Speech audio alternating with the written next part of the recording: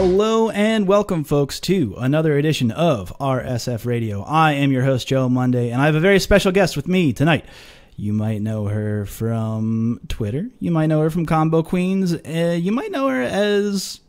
If you follow Skullgirls, you've probably heard her name. It's Sharpie, DaPurpleSharpie, in fact. How you doing? Thank you so much for having me. I'm doing great. I am ecstatic to have you on. But meaning, it's like I had your name written down as people who I've wanted to have on for a while, but I just hadn't gotten around to it. But I'm super happy to have you on. It's totally fine. In your defense, I'm not super well known for playing Street Fighter, obviously, so I understand. Yeah, totally fine, and that's not a huge deal. You're a community member. You have a lot going on in the community, and anytime that I have a new guest, I always like to pitch right up front what you got going on. So I have to ask you, what do you have going on? I do a lot. So what most people probably know me for is being one of the community managers for Skullgirls. Not like an official community manager. I literally just saw a need, stepped up, and did it. But right. I also run the Skullgirls tour. Like you said, I help out with Combo Queens. But more locally, I guess, inside of the DC, Maryland, and Virginia area, I do event streaming. I do a lot of TO work, and I also get on the sticks. What has the experience been like in the DC area for running locals? Because I know that's probably something we're going to dig into maybe in a moment. Maybe we'll dig into it now. But what are locals? Yeah, let's just go straight into it. Yeah, let's just go for the blood, because we've been dancing. We've been talking before I hit record, folks. Just full disclosure, we've been talking. Yeah, that's fair. That's completely fair. I talk a lot. You don't say. I do. What I'll say is the DC, Maryland, Virginia area is actually really, really large. It obviously encompasses 3 different areas. And I apologize in advance for not including Delaware. Delaware does have quite a few players and members inside of it that all contribute. But most recently, this not past weekend, but the weekend before last, there was actually an event, a Red Bull event, perchance the Red Bull Conquest Finals, that were held inside of DC. And that was I wouldn't say the largest event of all time, but it was a relatively large event inside of DC held by Capcom and Red Bull specifically. But I think Namco, because I think they also helped. Yeah, well. Yeah, it's hard to say in official capacities, but they were there. Yeah, their name was on the stream, so. And that was, from all accounts, we had talked about that on last week's show.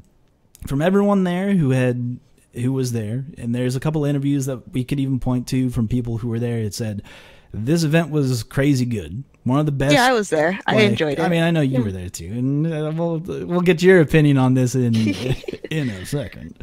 But from what everyone says is that from a tournament going experience, from a player's perspective, it was one of the best tournaments around.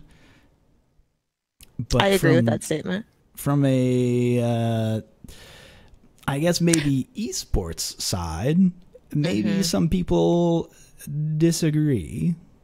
Yeah, there was actually a Washington Post article that specifically went over this a little bit more in detail, and I'm sure you'll find a way to link it somehow inside the podcast. That'll be in the show notes. People's perusal.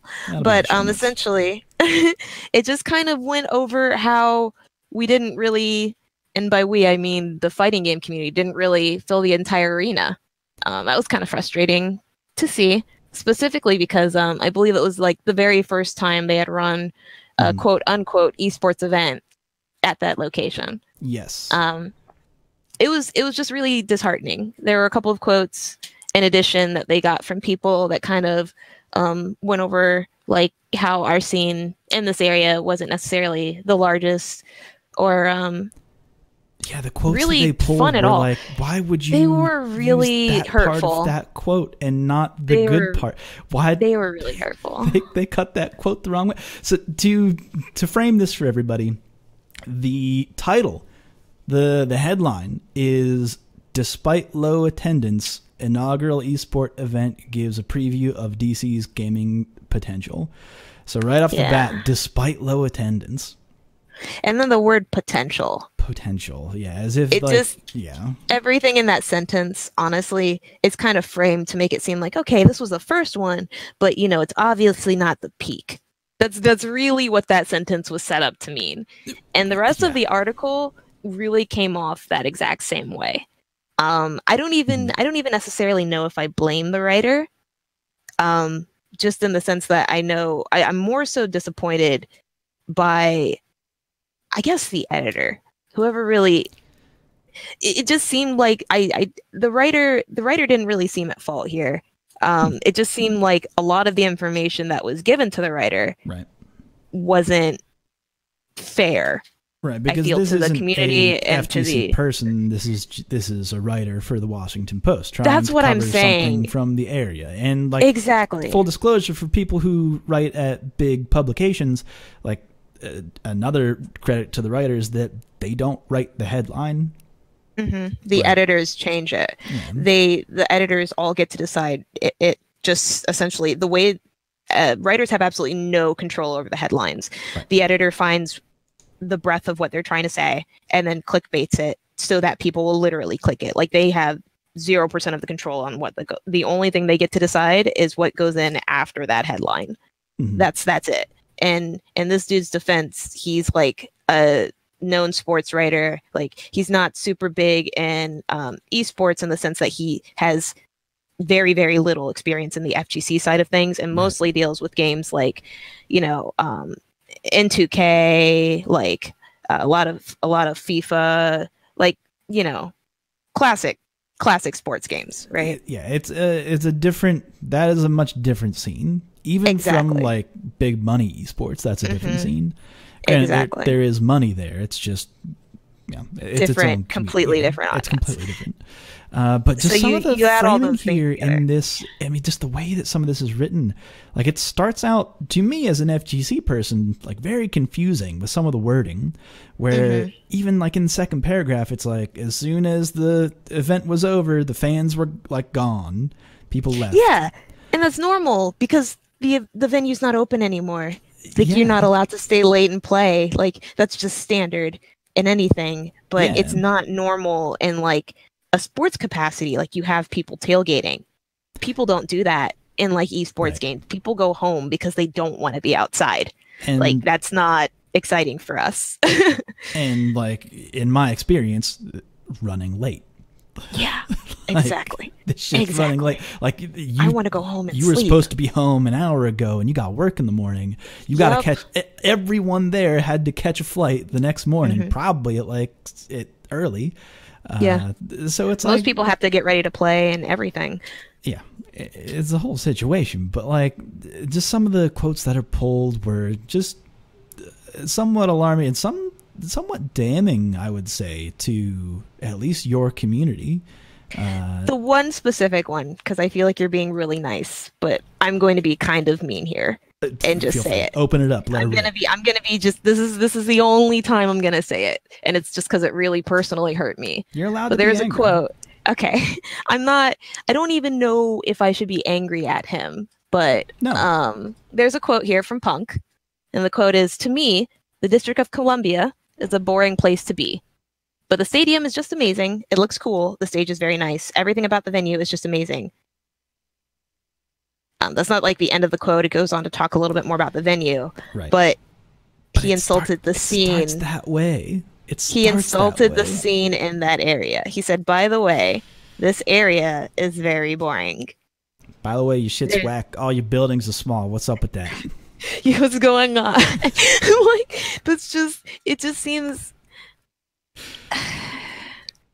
It just really hurts. Right. Because a lot of people in this area, not even just me, like putting me aside, there are several other people in this area that all work really, really, really hard to make sure that players in this area, spectators in this area, commentators in this area, content creators, even influencers are all treated very fairly. And that they all have exciting and fun opportunities to do whatever they want. Nothing about this area, especially Washington, is boring. Now, if this was like Alexandria, I would get it because that's like okay, I get it. It's a freaking suburb. I understand where you're coming from here, punk. But like, you're saying the nation's capital is boring. I'm actually sorry. What? It was so insulting. Go to the Space Museum. It's real good. Oh my God, the Space Museum is fantastic. It's awesome. If you haven't been, the African American History Museum is open and is absolutely beautiful. You already said the Spy Museum, didn't you? Yeah, the Smithsonian is great. The Holocaust Museum, Spy Museum. These are all the great ones, obviously. But there's just so many places in DC specifically to be. It's literally a tourist trap. Like, there are people that come here from other countries just to go to DC. Like, I don't understand. But go to like Duclaw Brewery or something. I don't know. It just felt like really frustrating. Yeah. Just because you know that there are so many people in your community who are making it as special and as good that it is. You experience it on a day-to-day, and this is kind of something that I think globally we have an issue with, and I say that out loud as like the we, as in the royal we, yeah. Not even the FGC we, but like kind of everything else surrounded, because something that you said before we started recording, and I'm not going to get into anything telling, but the way that sometimes questions can be asked from people, reporters, of saying, so like just framing everything as esports, where so much of what happens at that event is not esports, and is not like, you don't go to your 12-year-olds or your sons or daughters' baseball or the dance recital or what have you and say, oh, this is the sport, this is the NFL. Yeah, exactly. It's exactly. No, dog, like, pump the brakes. These are people. This is like a grassroots effort. Like, we're sponsored by the donut shop. We're sponsored by Tire Repair around the corner. We're here making sure that like everybody in the area gets a piece of it. Yeah. We're selling hoagies to get meetups here, and like that's the stuff. Yeah, it felt like the article didn't really focus on any of that, and that was kind of frustrating, because like we're and this is, once again, I hate to do this to the writer and to everybody that participated in it, but it just felt like there was no local flavor in this article whatsoever. Like, there were so many good quotes. There was in that, like, name dropping the mayor. That's the local flavor. That's what I was saying. But the quotes that they got from people, none of it was from anybody local. We had like several local people do really, really well in placements. Mr. Whoopi actually won because he subbed in for one of the team's battles. Oh, who did he beat? He gets to go to. He actually didn't beat anybody, but he's going to Japan, EVO Japan, because somebody wasn't there. They used him to replace it per the rules, and then they won by a technicality because the other team had no one to replace their player. Sick. So because he just subbed in, didn't have to play anybody. I think the game was, I want to say Guilty Gear, because I remember Lost Soul won, so I think it's Guilty Gear. That tracks. But there not being enough actual players to fill a team. Why did they not interview him, or even like Sour Piggy, who got top 8 in Tekken? Like, I actually don't understand any of that. Yeah, local person who like is a mostly unknown player on the global scale. That's what I'm saying. But is literally from this area. Exactly. That happens all over the place. That happens in so many. I could name any local. I could look at the Local Fighters Network right now and pick out names from top placing players and say, if there's a major in and around this area, they will kill it. Yeah. They will take out gods. Actually, but no one. But they're never at all. And I think that's why I really started understanding that I needed to start stepping up more in my community. Yeah. This isn't the first time I've seen it, but I remember how frustrated I got the very first time I saw it. And then the answer was, well, why don't you just do it, Sharpie? Yeah. I was like, fine, do it? I will. And then it became, well, Sharpie, like, why are you doing it? What are your motives? Like, are you chasing money? What's going on here? I was like, no, you guys told me to do it. Are you mad because I'm succeeding in doing it? Like, why are you talking you to also Red Bull, could've- Sharpie? Why are you trying to get that energy drink money? Yo, it's actually really funny because, oh man, okay, it's actually really funny. Keep in mind, I because- can edit this podcast. No, I know you can. Okay. I know you can. I'm just trying to think of the best way I want to say it so that you don't have to edit it, because I think it would be an actual shame. I appreciate that, because if I decide to go back on this. I am a lazy boy, as it turns That's out. fair. I'm very lazy too.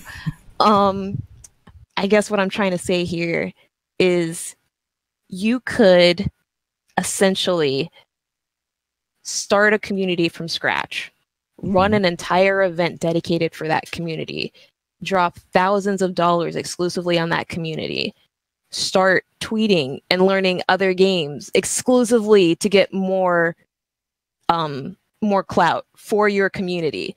And then the minute that you personally ask someone to come out and support something that you're doing, people question everything you've ever done for your community.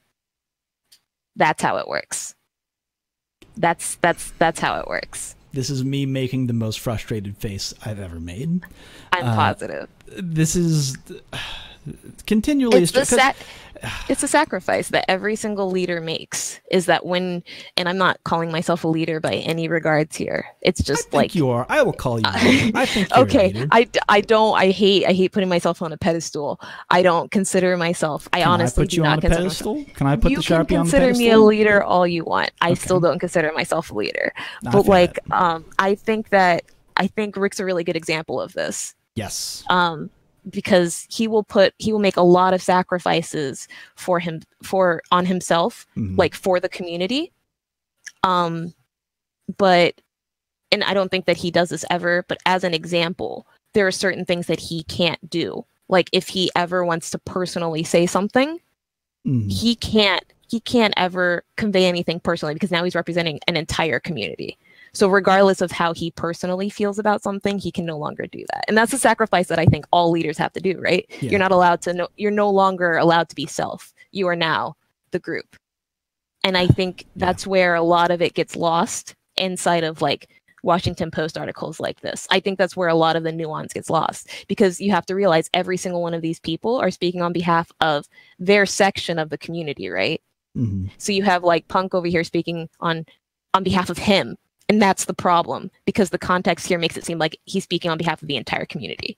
Because you see what I'm saying? Also, that's exactly what I'm saying. That's exactly what I'm saying. Yeah. Is that doesn't make him a leader. Presented as authority figure, and then that's the authority being laid down. Exactly, and that's really frustrating. And I feel like the article doesn't really correct that. And at the same time, here's my cynic look at it, is would you ever expect it to get it right?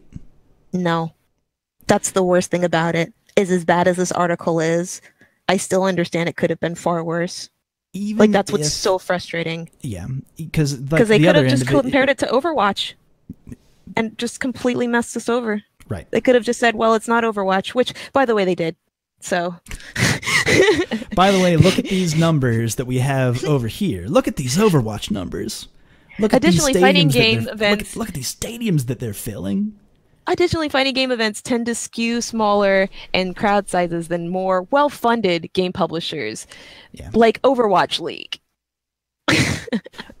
Yeah, and like completely foregoing the whole path of or even like Dota, or bringing that up at all, of saying that the events that are being run are run by the people who own the game, whereas this is 3 different fighting game entities run by a soft drink company. Exactly. So like, it's a lot. It was a lot that they couldn't discuss, right? And there was a lot they chose to discuss, and they chose to discuss it badly.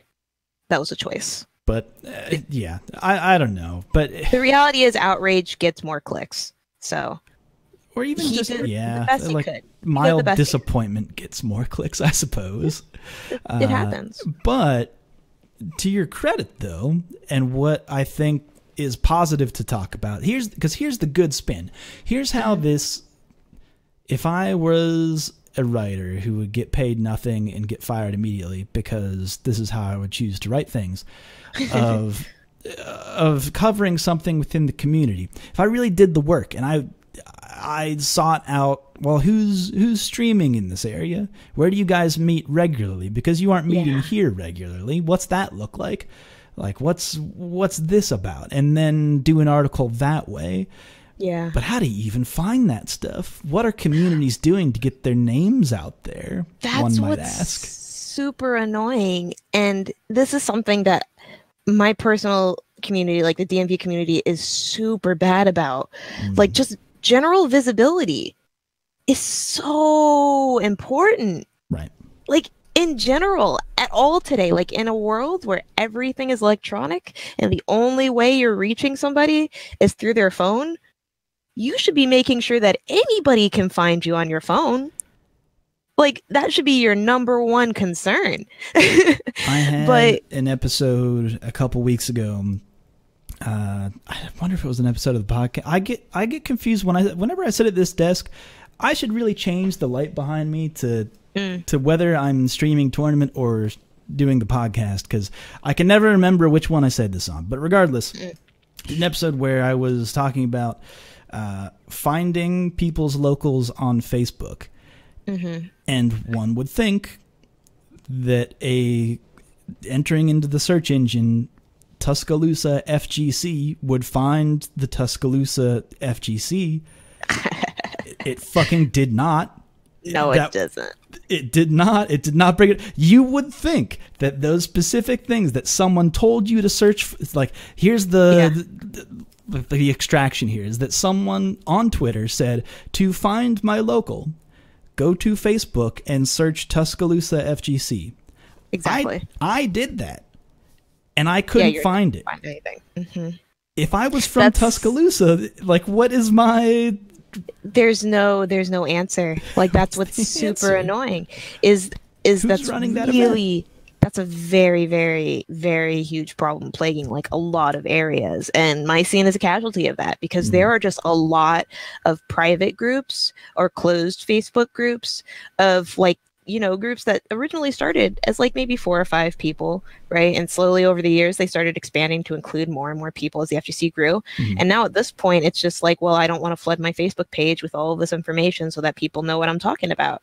Or I don't want to know that so-and-so's throwing shade, so I'm going to keep it closed. Or, you know, maybe we just don't want everybody to see what's going on in DMV or other areas, because we don't want other areas like possibly stealing tech, or we don't want them to like know certain things about our players or anything like that, right? Like, and that's there's no specific problem with any of those. It's all of those combined that make it a problem, because there are new players out there. There are a lot of new players out there that are coming into the scene that aren't able to find any of this information.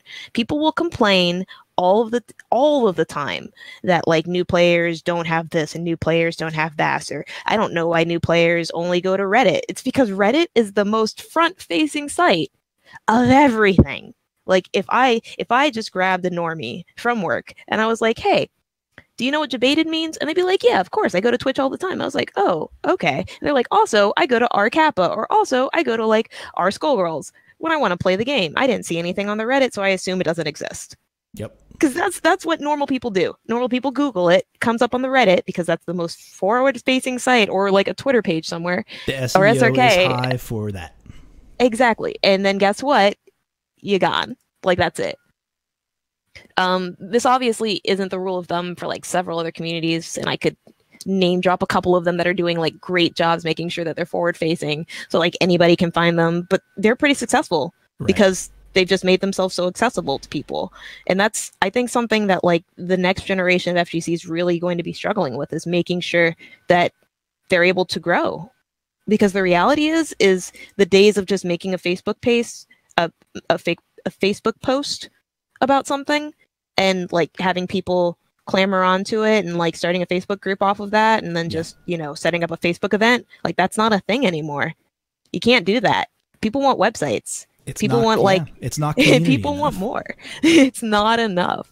Or like, also the person who made the Facebook page like got a job and hasn't been around for oh my god since like 20. That's happened so many times. 2014. Yeah, like it happens. Like people either grow up. And they have to. I don't want to say that as a fucking adult who's speaking to a microphone about video games. You grow older, you get more responsibilities, and you have less time dedicated. I mean, that's not even true. I have zero time to do this. That's just what happens. You're on the clock. Even it's today. Counting down. Yeah. What do you want to say? Because I got 15. No, I'm just.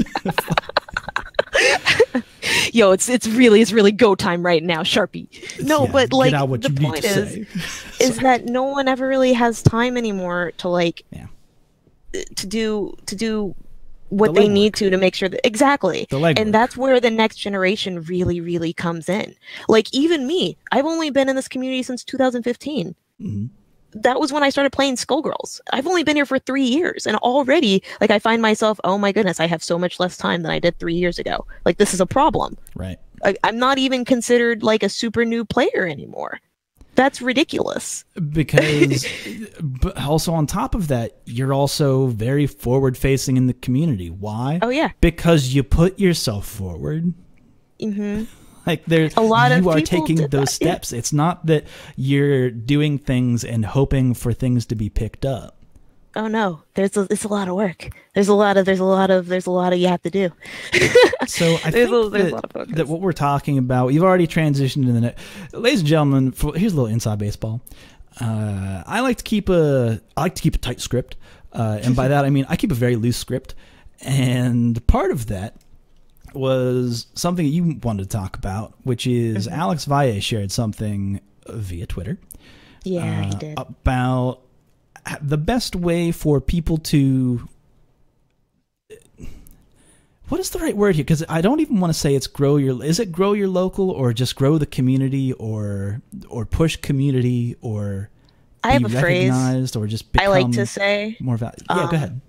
It's hashtag support your locals. Sure. I think that, you know what, that is all encompassing, so let's just say that. Yeah, it's a really good term. Because and you can type that into Google and everything that you need to support your locals will come in, by the way. That is true. Twitter becomes useful whenever you hashtag things, but not when you don't hashtag things, so don't be posting tech to Twitter without hashtagging it. Ladies and gentlemen, archiving is an issue. Yeah. But what he said was effectively that it doesn't work anymore. Just to post combo videos, just sharing tech, all that stuff. And early strats, yeah. Yeah, early strats might have worked in the past.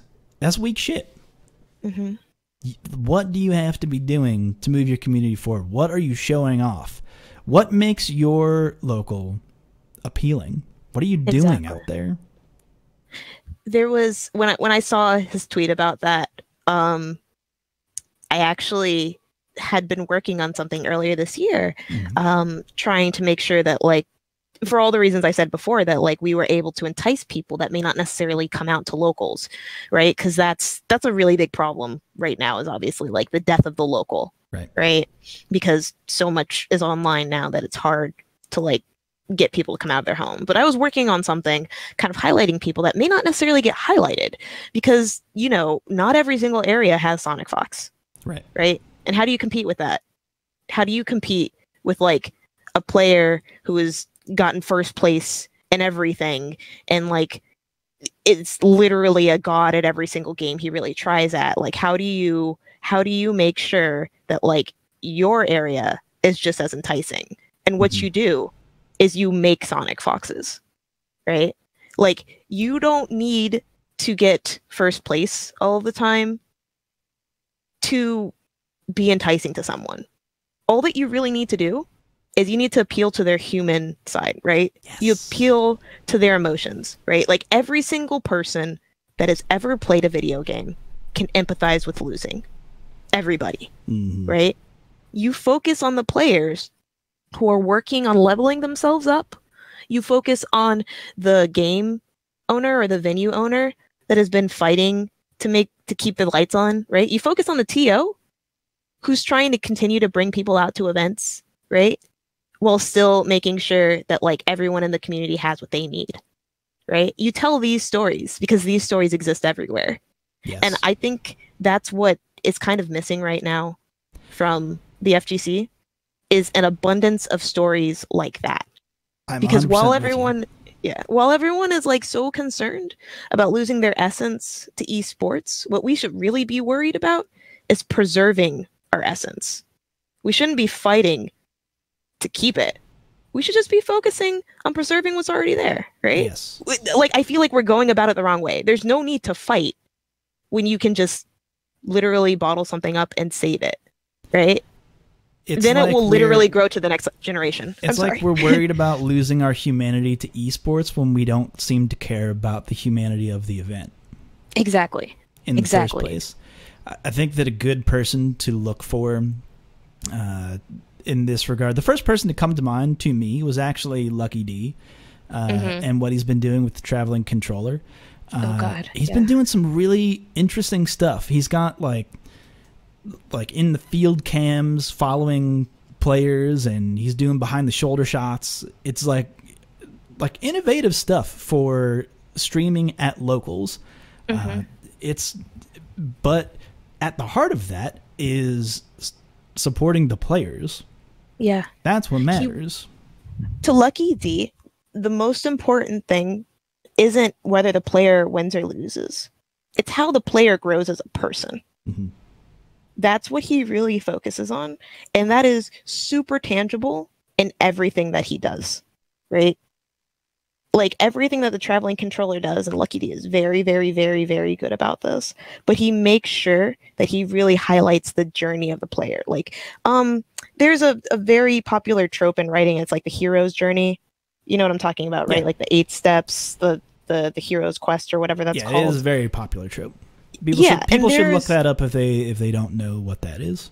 100%. But like the long and the short of it is like, just think of it as the hero starts out, you know, like a mere mortal. Something happens that forces him to change. And by the end of it, he's now a hero, right? That's the simplest way I can think about it. And that's really what I feel like needs to happen and how people need to start portraying, not just like Sonic Fox, not just like, you know, Nokami, not just like, I'm blanking here because I don't want to give any more anime references so that people just equate me with anime inside of a Street Fighter podcast.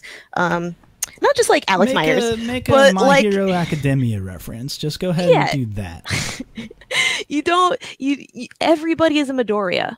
I've never watched an episode of that show. I have no idea what I'm talking about. He's the main character. He's Deku. Sure. He's the ordinary, quirkless kid. Anybody could be him. Anybody could become that.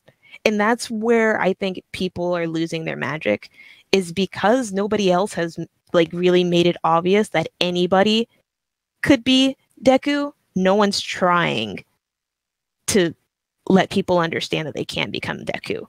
Like Lucky D is a very, very good example of that happening right now, but I feel like the examples are few and far between, and that's a problem.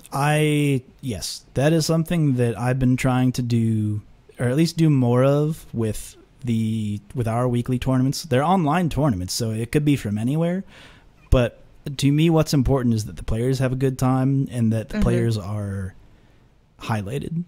And I feel like one player in particular has that hero's journey, Mike Too Strong, who plays Zangief. You may know him. But specifically because he is stuck with Zangief, does not have counter, just stays Zangief. Oh, man. Fights through the bad matchups. And we saw him take out a Minot last week's tournament. And that story is good. Whenever you see a Zangief, that matchup sounds so bad. It's the fucking worst matchup. And then he lost in the salty run back. An 8-2 setup? He lost in the salty run back on the last round. I was on the edge of my fucking seat. Like, oh my God. It was very good. It was a very good tense moment. Had to share that one. But it wouldn't have happened if I was just like, all right, well, or at least no one would know about that, or know that Mike's out there putting in the work to overcome bad matchups. No one would know that. He might have lost in the end, but that doesn't matter, actually. Like, that's not part of it. There's a story there, and he'll come back next week or the week later. I don't know.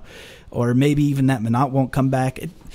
It's just one of those things where you got to create those storylines for your players. You have to do more enticing things than just having a Facebook page, because that ain't working. It's not the only form of social media anymore. Like, that was so 2000. And I should also say, and here's maybe my like poo-poo on people who are just in attendance as well, that like it's really easy to just like retweet your local stuff, like support that in any. It's like one click of a button. I really want to add that everyone at your local super appreciates you when you make sure that your local's in the forefront. Like, you don't even have to do that much and people will love you. Like, if you've ever been concerned about flooding your timeline with local events, don't be. Because the thank yous you're going to get for it are ridiculous. They're ridiculous. Like, here's the crazy easy thing that anyone could do. Anyone could do this. I do this. But also I run the event. Yeah. Take the stream, take your tournament stream, clip it, find a clip from it, go back and watch the archive and get the clip that you want. It's there. It'll be there for at least 2 weeks, depending. Post that clip on our Street Fighter. If it was hype, the hype will sell itself. But I need to see it you need to show me it. So easy. Anyone could do this. If it was you who did the highlight thing, you should do that. Promote yourself as a player by doing that. Don't you guys also have a way to submit locals as well? Oh yeah, that's a whole other thing that this one really grinds my gears. Because I'm sorry, I got to a bad topic here. No, that's okay. That's okay. I'm allowed to get angry at this. Okay. Because I made it, goddammit. But so what it is the local fighters network. There's always a link on the sidebar of our Street Fighter. Anyone can click on it. Like, if you had or were part of a local, you just say submit results. There's a Google form. You just fill out the form, and you're good to go. You have to fill out the form. You have to get the names of the players. That might be the most difficult part.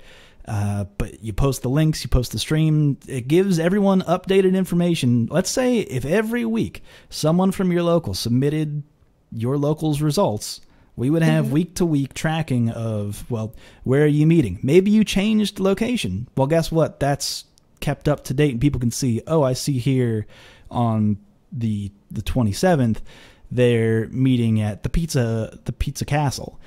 Yeah, now for I know our monthly instead of the weekly today. Yeah, it could be that way. Come get free pizza. Yeah, what's that? Yeah, hell yeah. Is there free pizza? That's important to note. See? Who got 4th place? It was the free pizza. Weird. No one could block him. But we've had this, and it's like, when it was announced, everyone was like, "Oh fuck yeah, this is amazing." Yeah, I remember getting a DM about this and being very excited. And it's great, like conceptually great. When people fill it out. In practice, like for the first, I want to say 6 months, there were only 16 results total, globally. Yeah, globally, because there were from across the pond. There's Japan is submitting results. Chile submitting results, Argentina, it's in there. You know how many U.S. locals, in comparison to the world, is guess fucking that zero. It's is it really zero? I was gonna say not zero. It's not zero, but comparatively to me, where I'm okay, Reddit is mostly active during America time. When it's America time, it's America time. Yeah, people need or see this. We're our Street Fighter. I know that there's a lot of people who attend locals who are on our Street Fighter, so give me them results, folks. Just let her rip. promote your local. Here we go. Like, here come, and just me sitting there for weeks. Here come the results. They're coming. Here they come. Yeah, we're kind of bad at that legwork. Okay, maybe people don't have a tournament on a Tuesday. Okay, maybe Wednesday. All right, here we go. I know there's some on Wednesday. Where are they at? Let me see them. And then it just never happened. And we're still like, it's been out for what? Let's just say 6 months. I don't know how long it's been, but it hasn't even breached 100. We're not even over a cool hundo. Oof. It's sad to me. I will say, bonus to that, I know coming down the pipeline, we have Mello's working on pulling API from like Challenge and Smash GG. Yeah, and Smash GG. It's just a matter of getting that to work with everything. And then he showed me a printout of what we could have it look like on like a nicer front end, like basically like a fancy world map. You hover over things. It's a nice. That would look so cool. It's gonna be, that part's gonna be cool. But also, it would be nice if we would have more incentive to do that if people were actually using it. You know what the hardest thing is literally the side where it's like you record it in Smash GG and then you move it over into Drive. And it's like by the end of the tournament, there's just so many forms you already have to fill out. Yeah. You have to pay people out. You have to record how much you pay people out. You have to update the Smash GG so that, later on, they're not like, oh, hey, this tournament's been going on for 72 hours. Yeah. What's going on? That is the other thing of people not, and I am also guilty of this, but like, oh yeah, everybody is. End tournament. Like once you get down to the last three, it's like, wait a minute, who got first, second, third? No one does it. I always have to go back to the stream. I'm ridiculously horrible about doing it because usually by the end of the tournament, like I'm just so tired and I'm running around like a crazy person and I'm passing out awards and stuff. I'm paying everybody out. It's like the very last thing I want to do is go back in on a tournament and be like, oh yeah, this person won, just in case you weren't already watching the stream and hear when I announced it and watch them get their money. Like it's not until the very next day when everyone's like, oh man, I can't believe they're still playing after 72 hours. What a long set. Like, okay, we get it, but also we're tired. And I can understand how that could be.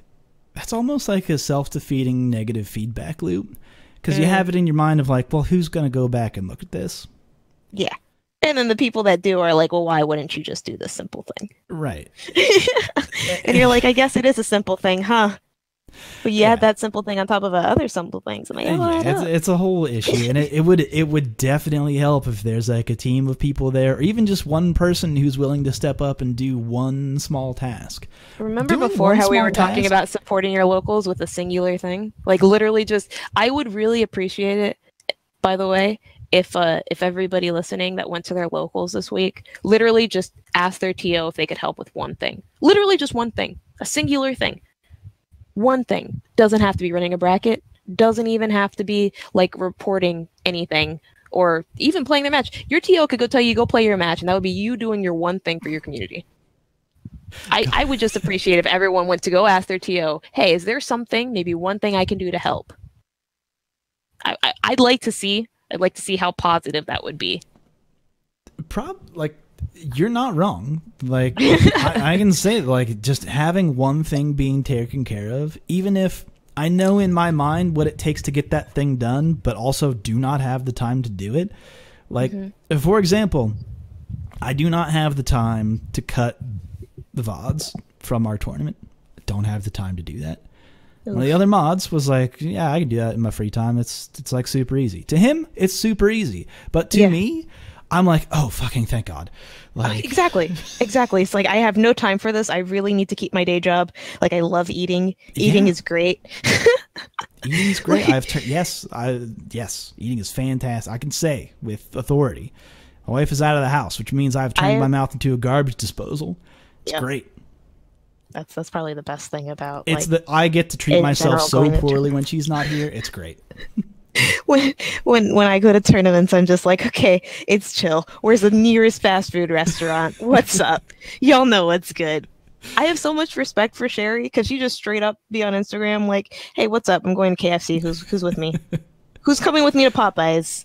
What's time going to murder on? some Popeyes. Let's go. And she shares. She's like, look at this shit. I'm going to shove into my all face. the time. And it's like, I'm so jealous. Some of the things that she shares, I'm like, damn, like that's a lot. Damn, girl. I can't be on Instagram anymore. Like, it's too much food. There's too much food. I'm trying to be responsible. But yeah, on the topic of responsibility and for specifically responsibility in the FGC and supporting your locals, there's a really important video that came out recently regarding a really big local head. I think it was the next topic, but I'm not entirely sure. I was going to say, are you setting up my topic? Like, you started to do it, and then I forgot it wasn't my podcast. Sharpie, I'm wagging a finger. You're taking over the reins. That's the thing. We were talking. I know. I'm not mad. I'm not even mad. It's just when you started steering the ship in that direction, I was like, she's not actually going to transition. She's I don't even be trying to do it on purpose. She's just going to. I'm like, okay, look, there is an outline. There are rules. There are rules. There are rules here. There was a setup, and I'm going to follow what was requested of me to the line. I'm not going to be the weak link here. And I don't know why I'm thinking that. That's just like my mentality in general. It turns out I'm the weak link on my own podcast. Fuck. Everything. This is 100% true. Everything I've ever done in my entire life has exclusively been to be not the weak link. That's everything I've ever done. And what did it result me in like me doing all of this extra stuff in my life?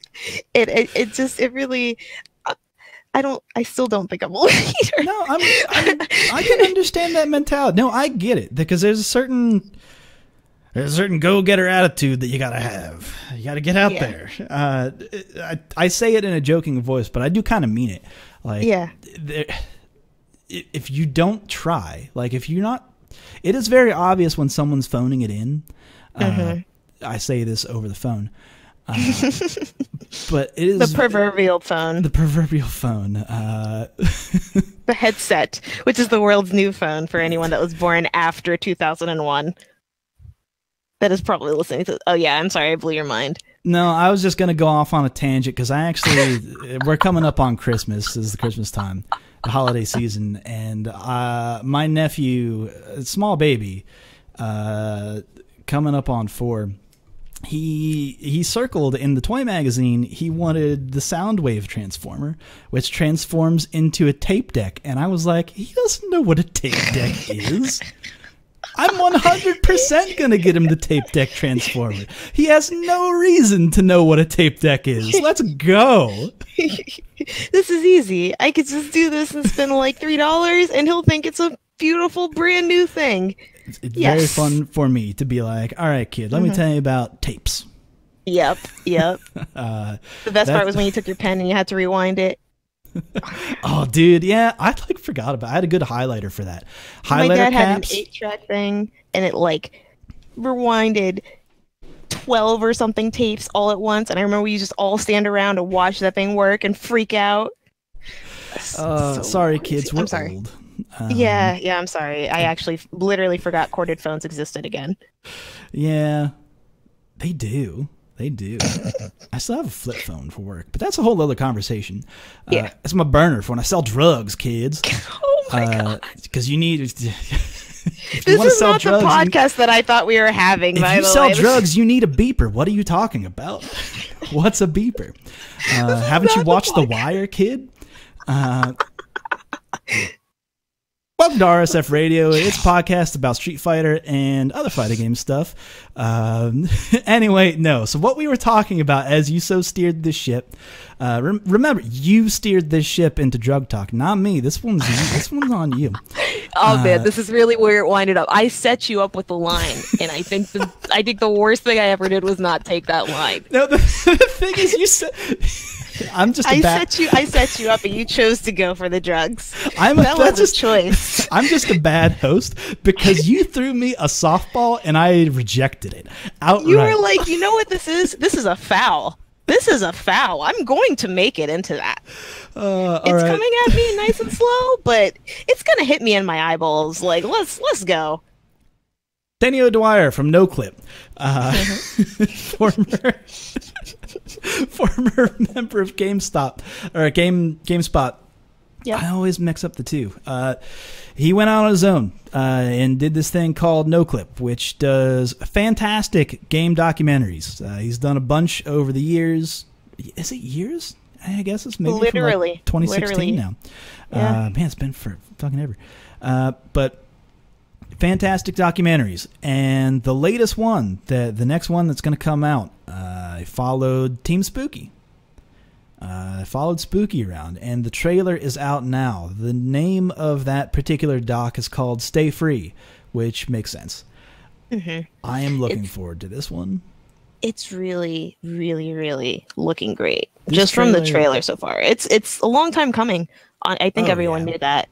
Like, if there's one person who's really earned, like, not exclusively a spot in, like, his own documentary, it's got to be Spooky. Oh, like, yeah. And then I think the trailer does a really good job of, like, covering exactly what he's done to get to this point, but, like, leave you wanting for more. Mm-hmm. And I know that the quality of documentaries that NoClip has done in the past, my appetite is so wet right now. I cannot wait. Specifically for something. This is not a Wikipedia page, folks. No. I think is what we're trying to say here. He's it's in not it. at all. The things that are pulled out from this, just the short trailer, I went, no, they get it. They get it. They know who this person is. This is going to be great. And it's specifically when they call out that Spooky is always trying to push community. Yeah. And it's like, yeah, like 100%. That's it. Like, if you follow that thread to its ultimate conclusion, I'm in. And people need to know who this person is. Where it is. Starts. Yeah. And it's not this, like, highfalutin esports stuff. Like, even at his level, who, like, he's 100% doing esports stuff, but he is still Spooky. Like, that part of him hasn't given up. And we kind of talked about this earlier.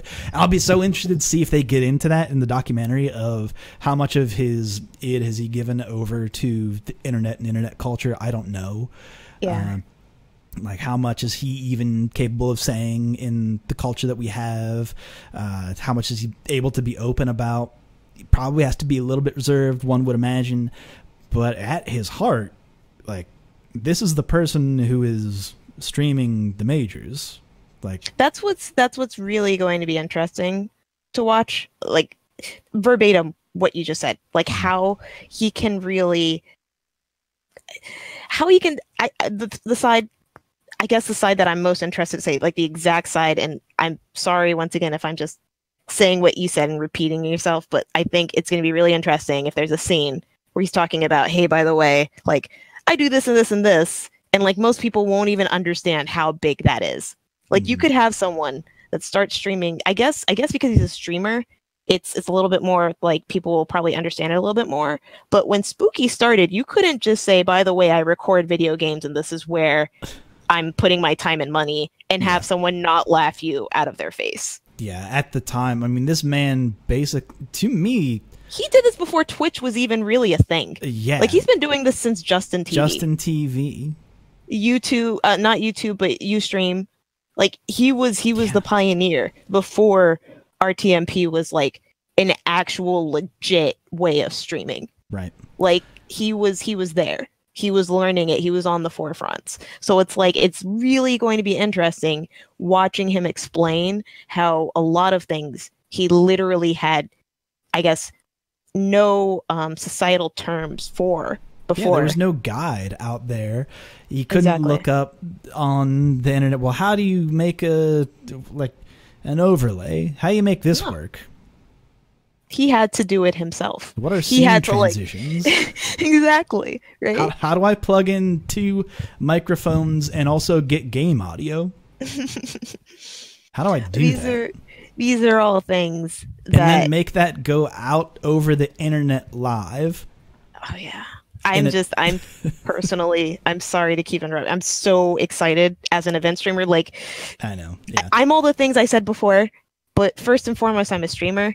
Like, that's where I started. Even before I played fighting games, I was a streamer.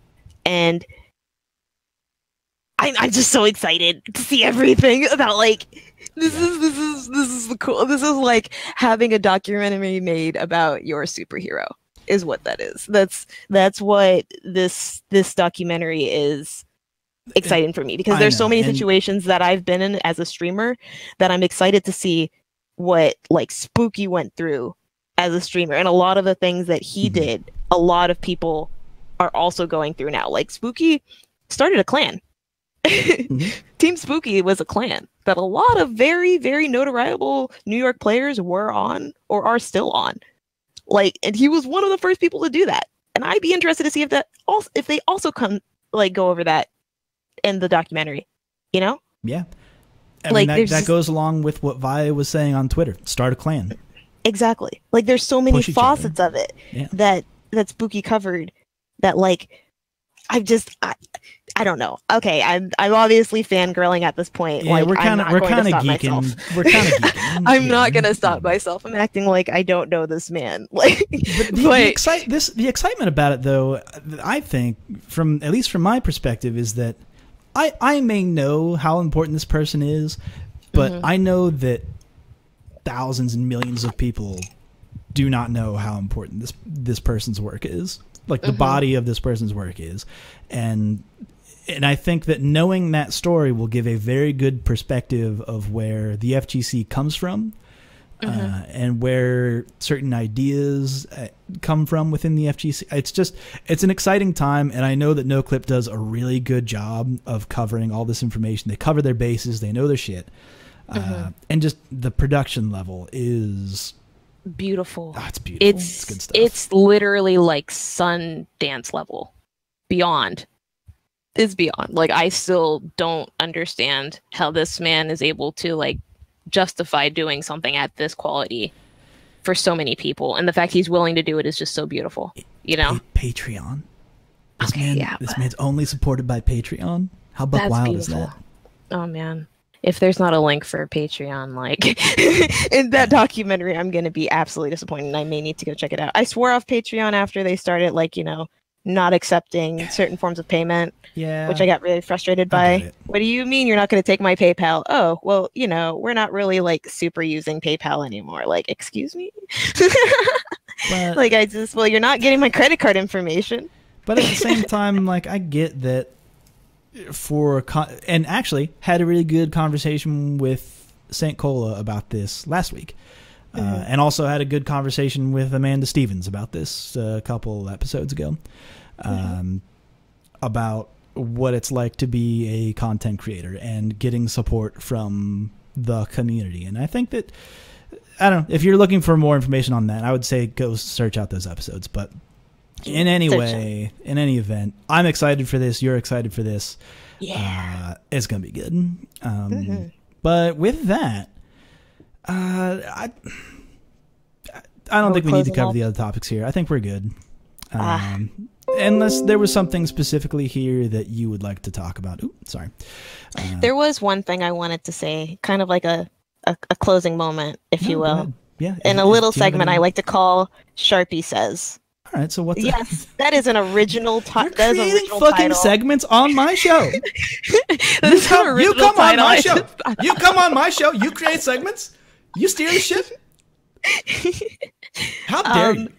In this little closing section called Sharpie Says, I kind of just want to pull attention to something that's really important that everyone remembers.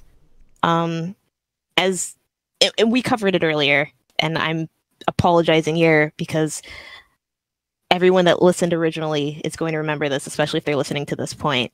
But I cannot stress at all how important supporting people in your local area is. Because all of these things that we've talked about so far all originally started as like a 4 or 5 man local. Literally someone just going to somebody else's house. And like there are still a lot of areas where that still happens. Like, it's not just because we have all these resources and we have the internet now and we have all these different ways of showing people like how polished we can be and how much we can do, much like other areas in gaming. The reality is, like, in a lot of areas, we are not that yet. And that's what's really, really genuinely holding us back by like a lot. Like, how many people was Combo Queens at the start? So Combo Queens, we didn't even really get to talk about Combo. We should talk about Combo Queens. Can we actually talk about Combo Queens, like, for real? 100%. Because, okay, there is not a lot I want to talk about Combo Queens. There are just a couple of specific points. There's a lot of history to Combo Queens. What's it like to be a girl in the gaming world? That's fair. That's a fair question. That's a fair question, but I'm going to actually not answer that. I apologize. Because the reality is, being a girl physically inside of the gaming community is no different than being a dude. The only difference is that you are expected to prove yourself more than anybody else. I did not actually like need it. I was just, oh no, I completely understand. But you know what? I took that opportunity to answer that question because there's going to be somebody in this podcast that's going to say, freaking Sharpie got asked that question and she didn't answer because she don't know shit. Someone's gonna say that. Someone's gonna say that. No, there's the people who listen to the show are good people. I'm sure. Unless you're out there being a bad person, being a stinker, in which I say thank you for listening. We appreciate you for listening to the podcast. I love that. But please talk more about Combo Queen. Yeah. I need to have more Combo Queen representation on the show. Of course. I feel so horrible because I'm going to be very honest. Because of Combo Queens, I almost forget that there are no women. Like, there's a very, very, not no women, but I mean a very, very small percentage of women that are visible in the community because I'm surrounded by so many fantastic women consistently. And that's literally an honor. That's a very good thing. That's what I'm saying. And it as you can tell, like, it kind of gives you a sense of belonging. You know, like, you no longer question, hey, you know, am I really the other here? Like, is this really the place for me? Like, should I be playing fighting games? Like, no other women are playing fighting games. Like, what do they know that I don't know? You know, like, you ask yourself these questions and like it starts weighing at you. But like, when you're surrounded by other people, literally just like other women, they're all trying their hardest to like make sure that, you know, an area of the community is successful, or like that an event is run properly, or that they're the best of the best at this game, and they're like verbatim exactly like you. There's something absolutely powerful about that. Like, just, I'm trying to find words. I'm sorry. It's like a sense of belonging, and I'm really selling out Combo Queens right now. Like, y'all probably think like it's some magical thing, but it's literally like, I grew up in an area where like there's nobody else in my high school that I really went to school with that like played games with me. Like, my roommate laughed at me when she saw me playing games. I think that there's something important to touch upon in that, just even in that little interaction of what it is like to be. So guys see this situation as, oh, you just go to your local and you just go. But what they're not understanding is the perspective of, okay, well, what if one woman goes to your local? Then that woman automatically becomes the only woman in the room. And just the fact of being the only that type of person in a room there's a profound sense of like aloneness that you feel. And I feel like everybody, I don't want to speak to it as a white straight man. So I think it's very similar to the feeling that you feel the very first time you're told you shouldn't be playing games. You should be focusing on X, because games aren't going to take you anywhere in life. It's similar to that feeling, and it's not even anyone telling you that feeling. It's just you start to question why you're the only person there. Right. And why nobody? What are you seeing? It could be that no one is even else treating you differently in that situation. They're treating you however, but the they're fact treating that you exactly you the same are, as they treat everybody else. Yeah, that you are alone in that situation, there's something to that. But what you're saying really though depressing. with Combo Queens is that super easy to forget about that. It is. That and that whole it's kind of othering crazy that is it is gone. Because it's like every single time I go to an event, now that I'm a part of Combo Queens, I always know there's going to be somebody else there that will understand me. Right? Like it's just this I kind of liken it to like imagine if everybody else in the world like didn't like ice cream, right? And you had a small subset of people that did like ice cream, right? But of those small subset of people that liked ice cream, everybody there liked vanilla. I bought a tub of ice cream that I will eat within the duration that Leah is out of the house. And I will get rid of it because she can't know about it. That's fair. I hope she doesn't. Ice cream is absolutely delicious. Ice cream is OD. Thank you very much. Is OD. But okay. So everyone hates ice cream. Small subset of people that love ice cream, but they only like vanilla. And you like strawberry. And also vanilla. But like the fact that you also like strawberry, nobody else really likes it. But they're not shaming you for liking strawberry. They're just making it, known that they like vanilla. And after a certain point in time, you're like, why does everybody else not like strawberry? And so you find other pockets of people that like strawberry, right? And suddenly you don't feel so weird for liking strawberry anymore, right? You don't feel like maybe you're making a mistake or like maybe, you shouldn't be somewhere. You suddenly start feeling like, okay, you know what? It's fine that I'm here. You know what? Okay. It's fine that I enjoy this. It's fine. Yeah, that's you no longer an allegory I can totally get behind. Yeah, because we're already such a small community. The fighting game community, hella small. Like even if you look at esports as a general community, which oh man, I absolutely is esports small in general? I don't know anymore. I saw a thing that esports was big, but esports I don't know if it's big or not. The reality is esports itself, comparatively to gaming as a whole, which encompasses like mobile gaming, is actually very, very small. Okay, yeah, that's what I thought. That's what I thought. But the reality is, it gets so much money. Yeah, and a lot of the money that comes into it isn't regulated. Yeah, man, money in esports is a whole other conversation. But like we're not getting into that. But like that's the reason why it is a fleeting thing, ladies and gentlemen. Yeah. It's really easy to forget how small of a community you are when you're surrounded by other people that help you forget. It's good. Right? And that is a good thing. It is, because it gives you a sense of belonging. And that's not something you can get everywhere else in a positive way. And the FGC does a great job of making sure that a majority of that energy is positive, right? And I think Combo Queens is just the logical next step in our growth. Because after a certain point of time, like more and more and more women are going to come into the community. And people find themselves asking the question, like, is this woman going to come to my community and like not feel like she belongs? Not because of anything I do, but just because I may not have an environment that makes her feel comfortable, right? The environment may make her feel like an other unintentionally. Right.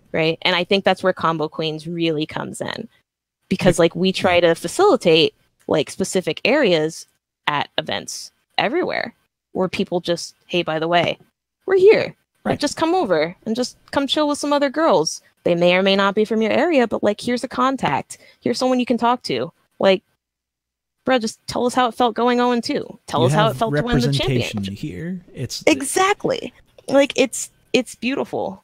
And it's not that you're trying to be separate from the FGC either. I feel like that's I should really, really stress that, by the way. That's why I gave the allegory before of vanilla. Yeah, because I've yet to meet a singular person. Ice cream. We're gonna eat some ice cream. That's exactly my point. Is like, it's possible to love more than just one flavor of ice cream. And that's all Combo Queens is really trying to say. It's possible to be like more than just one thing in the gaming community, right? It's possible to be a gamer and be female, right? Like, all that means is that you may have a couple of additional things that sometimes aren't catered to you, right? All that is just making yourself broader, right? And when I feel like gaming is large enough now that we should be able to, like, I guess, kind of cater to people for more than just gaming now, right? We should be able to cater to people for that. We should be able to cater to people who work, right? We should be able to cater to working gamers. Or I would love for this to be catered to me. That's my point. Is like we should be able to do more than just be one thing. People like are not one-dimensional, as it turns out. That's my point. That's my point. And I think that's why I was so happy when Carolyn asked me to be a part of, like, not just a part, but an instrumental part of Combo Queens, which I should mention, by the way, that is definitely Carolyn, otherwise known as the Mama Dow's, like, brainchild. She was the one who originally brought forth this idea, literally just by, cannot stress this enough, going to her local and hosting an area for other women to come out and just talk about gaming. Like, that's all. Just literally talk about the tournament, talk about, like, maybe like how they felt about that week or something, and just talk. Yeah, no, sometimes that's all. I think it's nice to just be able to do. It is important to put a pause and say, Carolyn is the best. Oh my God, is she not the best? Can I just like say that? And I'll say it. I don't know if she's listening. She might. I think she does. So I'm just going to say she's the best. And I also want to call out Jamillion, otherwise known as Emily. She's been on this show. Yeah, the other co-founder of Combo Queens. Oh my God, I said Combo Breaker. That's so embarrassing. You done goofed. That's so embarrassing. But it's not that. She has done so much for Combo Queens. It really isn't. I do a lot of the front end stuff. Right. So like the website, I helped with some of the like social media stuff, and the graphics I do because that's stuff that's easy for me to do. Mm-hmm. But she is really, really great at like doing the physical aspect of it, like planning it, the logistics of planning it, making sure that it actually happens, talking to people to schedule it. Like she goes above and beyond, and that's something to speak for. Like a person who does more than what you ask them to without you asking, or segues into a section and then has you drop the ball with it by going into like a drug allegory. I don't follow.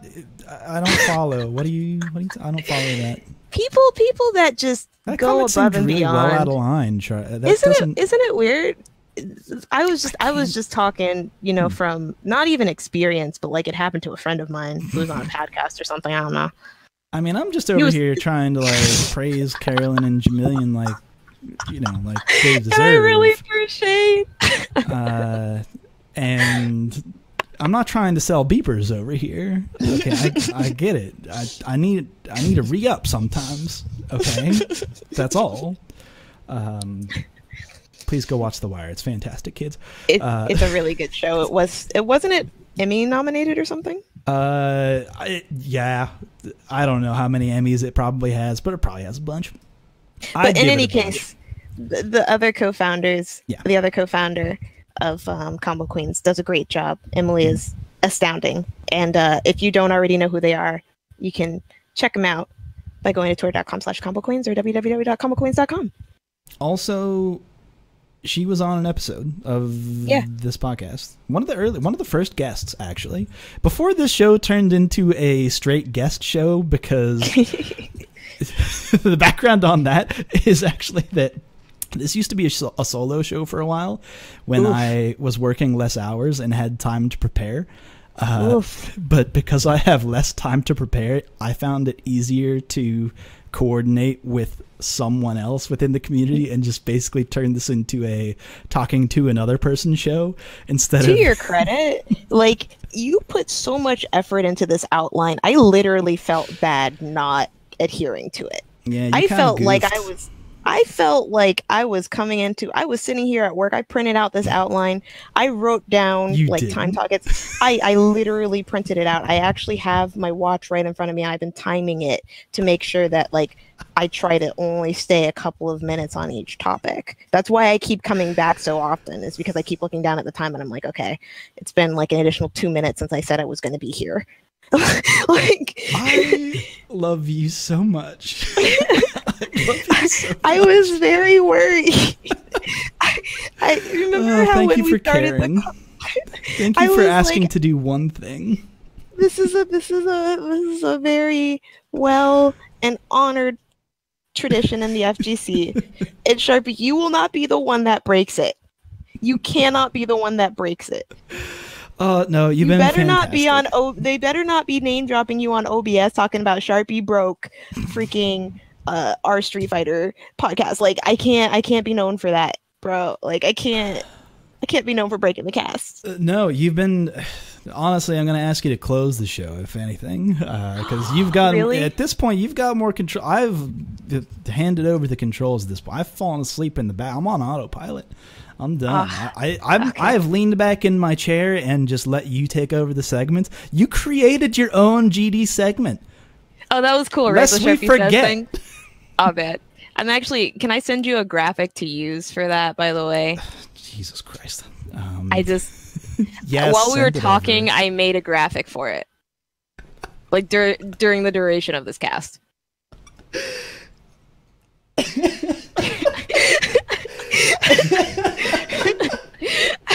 It was only like 5 minutes. I love you and I hate you.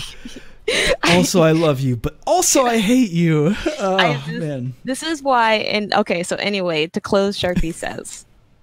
To close. I didn't realize that we had kept this segment open for this long. We've really drug out this segment. The segment wasn't open. You opened up essentially a part called Joe Knows. And I was like, okay, he's got this. Like, we on this. All right. We're doing it. Okay, Sharpie says. Final thoughts from Sharpie. Now, as we stated earlier, it's so incredibly important to go and support your locals. But what's more important is you take the time out of your day to really understand that at the end of the day, everyone here is just here to play video games, right? Mm-hmm. There are a lot of things that divide us, like money, our notoriety in gaming, like race. I shouldn't even have to say that, but that's still a concept that happens here. Yeah. But like at the end of the day, literally, we're all just here to play games, and not even just games, but specifically fighting games. There's too much, literally too much division going on right now for us to hate each other and to like keep arguing over small things that at the end of the day don't even matter because we're just wasting time. I can promise you something. There are other communities and other games out there that are past that, and they've succeeded because they realize that at the end of the day, none of that matters. So my literal only, I guess, my only desire here that I hope is really conveyed over the course of this podcast is just the idea of togetherness. And the time when you can come together is when you hashtag support your locals. But anyway, this has been fantastic. Thank you so much for letting me on the show. You have not written that. To be clear, you did not write that down in the notes. I didn't write any of that down. She just take it from the head. You know, that's how. That was straight up one take. That was straight up one take. No, it has been an absolute pleasure having you on. Seriously, this has been a great episode. I'm very happy with how this has turned out. You killed it, and I'm so happy to have you on. However, I cannot let you go. I cannot let you go without asking you two questions. Oh yeah. What are these two questions? New people to the show get asked this line of questioning. I think it tells a lot about a person based on how they answer. It's a two-parter, and part one is, what is your favorite normal attack in any fighting game? So, the only fighting game that I've really like super played would have to be Skullgirls. I did dabble a lot in Dragon Ball FighterZ, but I admit that like I am nowhere near the Skullgirls level that I need to be in that game. So I guess my favorite normal attack outside of any fighting game that I've ever played would have to be Crouching Heavy Kick from Skullgirls from Eliza. She actually is able to transform blood into different objects and everything, a lot like I believe it's pronounced ABA, right, inside of Guilty Gear. Mm-hmm. But she can use that, and she manipulates all the blood around her and her body into a boat, and then she literally cruises down the boat with her feet up in the air. It is a very like laid back look to it. Oh, it's absolutely freaking fierce. It's everything that I want to be as a person, and a singular move. That's and good. that should tell you a lot about who I am as a person. Yeah, you just want to be surrounded by blood. You want to be a blood conjurer. Oh my God, yes. What do they call it? A bloodbender. You want to be a bloodbender. You want to be into the blood bending. The only time Katara was cool when she pretended to be the painted lady, and then when she just ran off like a boss without giving those villagers anything, that was like the coolest movement. It's like the best middle finger to an entire community of people that needed her help. She just like, you know what? Y'all don't respect me. I'm gonna go somewhere I'm respected. And then she went and saved the entire world. And the community was then the world. And like, who does that? Who does that? No, there's spoiler alert, I definitely did that because I was in the League of Legends community and it didn't appreciate it, so I went to the FGC. But anyway, what's up? You said two questions. I only heard one. You're going to stop talking about anime? God damn it. All right. So the part 2 is somewhat connected and tied to part 1 is, what is your favorite combo in any fighting game? Okay. Are you positive you want a combo? Elaborate. A combo is a move that links into another move that links into another move. Is that correct? Typically. That is the definition of a combo? Let me look at Webster's dictionary. Hold on. Combo, it's under C, combo. See, now everybody is questioning what I'm going to say at this point because they're like, who on earth? I'm on the edge of my fucking seat. Are you kidding me? What is a combo? Does it have to be a what? Yeah, I did that on purpose. I'm losing it. What are you going to say next? Yeah, but I'm waiting to hear what your definition is a combo before I answer this question, because I feel like when the hit counter goes to 2, that constitutes as a combo. Sure. Okay. So,